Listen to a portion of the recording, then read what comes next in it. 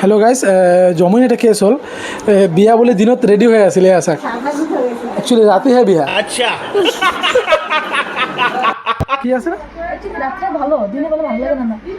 উপায় নাইতো লাজ পাইছে যে এয়া চাইছে নে উপায় নাই যে ঘৰতে খাই বৈ ৰেডি এতিয়া খাই দিলো উপায় নাই যি নহওক ৰাতি বিয়াখন আকৌ ৰেডি হৈ গ'লোঁ বিয়া পাই গ'লোঁ বিয়াত বিয়াখন পাৰ্কত অডিটৰিয়াম আছে তাতে হৈছিলে বৰ ধুনীয়া সজাইছে দেই ইফালে দৰা কইনা চাই লওক যিয়ে নহওক ইফালে মোৰ বৰ জোৰকৈ ভোক লাগিছিলে কিন্তু সেইকাৰণে আচল জেগাত পাই গ'লোঁ মানে খানা পাণ তামোল খাই আছোঁ চাক এইফালে চাক ফ্ৰীত পালে চব লাগে এতিয়া বলক ঘৰতে যাওঁ